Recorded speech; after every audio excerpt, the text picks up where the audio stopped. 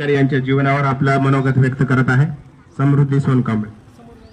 नाही घेतले तुम्ही. जगाला सर्वप्रथम शांतीचा संदेश देणारे तथागत गौतम बुद्ध, मृत्यूच्या मैदानात मर्दाच्या मनगटानं व धैर्याच्या धुंदीनं स्वराज्य स्थापन करणारे छत्रपती शिवाजी महाराज, जुलमी जातीवादाच्या विरोधात दंड थोपटून बंड करणारे महात्मा ज्योतिबा फुले, चातुर्वर्णीय व्यवस्थेचा चेंदामेंदा करणारे राजश्री शाहू महाराज, माणसाला माणूस म्हणून जगण्याचा अधिकार देणारे महान कायदे पंडित, बुद्ध सम्राट, ज्यांना सर्व जग सिंबल ऑफ नॉलेज म्हणतं, ते म्हणजे भारतरत्न विश्वरत्न डॉक्टर बाबासाहेब आंबेडकर. माता रमाई, माता जिजाई, माता अहिल्याई, माता सावित्री या सर्व महामातेंना व महापुरुषांना मी समृद्धी दीपक सोनकांबळे सर्वप्रथम विनम्र अभिवादन करते व मी माझ्या भाषणाला सुरुवात करते. होय, ज्या काळात या भूमीमध्ये धर्म व अधर्माचा पाप पुण्याचं व्यापारीकरण सुरू झालं होतं, माणसाला तुच्छतेची वागणूक देऊन छळले जात होते, चातुर्वर्णीय व्यवस्थेमध्ये समाज पिंजून निघत होता, 4 वर्णांमध्ये 4000 जाती निर्माण झाल्या होत्या, नदीतल्या गोट्याला, गोठ्यातल्या शेणाला आणि बहुजनांच्या पंक्तीला भलताच वाव आला होता. सामान्य माणसाला वर्णव्यवस्थेच्या महारोगाने ग्रासले होते. प्यायला पाणी, खायला अन्न आणि चालायला रस्ता सुद्धा भेटत नव्हता. गळ्यात मडकं आणि पाठीला झाडू असं विकृत जगणं जातीवाद्यांच्या कृपेमुळे तुमच्या आमच्या सारख्यांना भेटत होतं.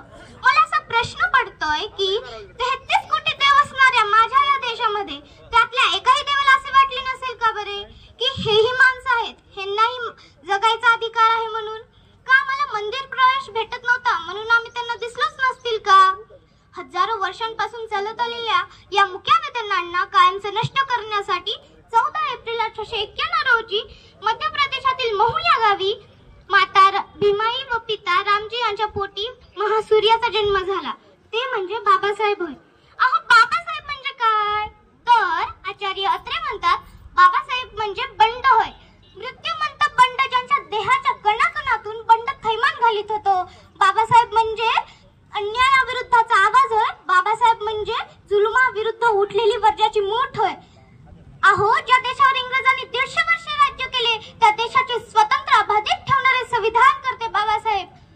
स्वतंत्र भारताचे पहिले कायदा मंत्री, दीनदलितांच्या जीवनाला जखडलेल्या गुलामगिरीचे साखळदंड तोडणारे महायोद्धा, उपेक्षितांच्या जीवनामध्ये अस्मितेची ज्वाला पेटवणारे प्रकाश सूर्य तथा स्वतःच्या अलौकिक बुद्धिमत्तेचा वापर फक्त आणि फक्त देशहित आणि समाजहितासाठी करणारे पहिले महामानव म्हणजे बाबासाहेब. 14 एप्रिल 1891 ते 6 डिसेंबर 1956 पर्यंतच्या 65 वर्षांपर्यंतचा जीवन प्रवासात प्रत्येक क्षण देश उद्धारासाठी जीवन जगणारी जगातील एकमेव महान व्यक्ती म्हणजे बाबासाहेब.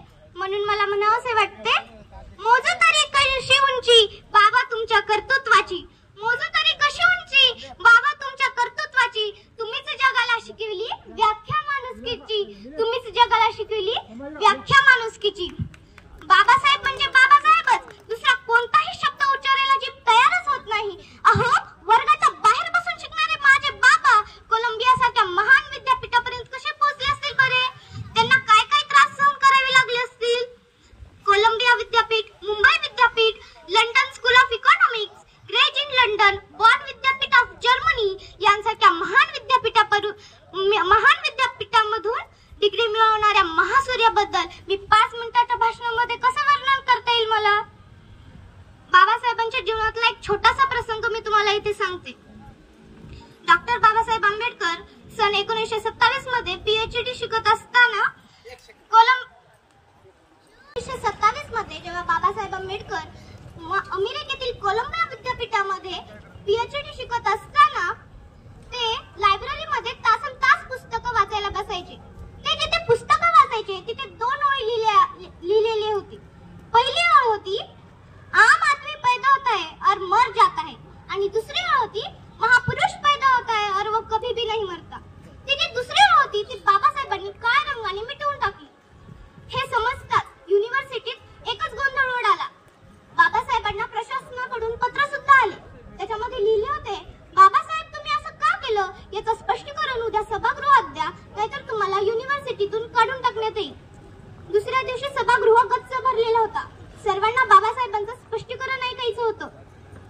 बाबासाहेब उठले, स्टेजवर गेले आणि म्हणाले, आम आदमी पैदा होता है और मर जाता है, या वाक्याशी मी सहमत आहे. पण महापुरुष पैदा होता है और वो कभी भी नहीं मरता, या वाक्याशी मी सहमत नाही. कारण महापुरुष पैदा होता है और उनके विचारों को नष्ट कर दिया तो महापुरुष भी मर जाता है. हे स्पष्टीकरण ऐकताच सभागृहामध्ये प्रचंड टाळ्यांचा कडकडाट झाला. बाबासाहेब आणि हे सांगताना अभिमान वाटेल की लायब्ररी मधील ती जी दुसरी वेळ होती ती मिटवण्यात आली आणि तिथे बाबासाहेबांचं स्पष्टीकरण लिहिण्यात आलं. बाबासाहेबांना उगाचच ओशन ऑफ नॉलेज, ज्ञानाचा अथंग महासागर म्हणत नाहीत. अमेरिकेसारख्या देशामध्ये बाबासाहेबांचा जन्मदिवस नॉलेज डे साजरा करण्यासारखं इतकं व्यक्तिमत्व माझ्या बाबाचं आहे. म्हणून बाबासाहेब आपल्याला सोडून गेले नाही. ते आपल्याला पुस्तकातूनच मिळणार आहेत. त्यांचे विचार आपल्यासोबत आता सुद्धा आहेत. त्या विचारांना जिवंत ठेवण्यासाठी आपण प्राणपणाने जपले पाहिजे ते विचार. हंगामा कर देना मेरा मकसद नहीं, हंगामा खड़ा करना मेरा मकसद नहीं. सारी कोशिश है कि ये सूरत बदलनी चाहिए, ये सूरत बदलनी चाहिए. मेरे सीने में नहीं तो तेरे सीने में, लेकिन मेरे सीने में नहीं तो तेरे सीने में, लेकिन ये आग जलनी चाहिए, ये आग जलनी चाहिए. बाबासाहेब काय म्हणतात? Be educated, be organised and be educated. अर्थात शिका, संघटित व्हा आणि संघर्ष करा. हा बाबासाहेबांचा मूल मंत्र आपण कायम स्मरणात ठेवूया.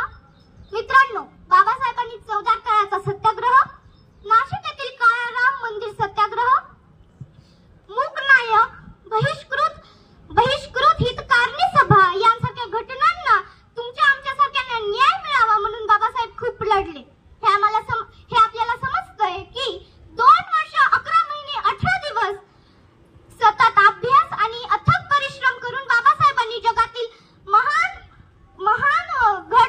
महान राज्यघटना लिहिली. बाबासाहेबांनी समाजामध्ये सर्वांना समान अधिकार मिळावा म्हणून संविधान लिहिले. म्हणून मला म्हणावंसं वाटते, रुतबा मेरे सर को तेरे संविधान से मिला है, रुतबा मेरे सर को तेरे संविधान से मिला है, ये सम्मान भी मुझको तेरे संविधान से मिला है, ये सम्मान भी मुझको तेरे संविधान से मिला है. औरों को जो मिला वो मुकद्दर से मिला होगा, औरों को जो मिला वो मुकद्दर से मिला होगा. मुझे तो मुकद्दर भी तेरे संविधान से मिला है, मुझे तो मुकद्दर भी तेरे संविधान से मिला है. बाबा या ठिकाणी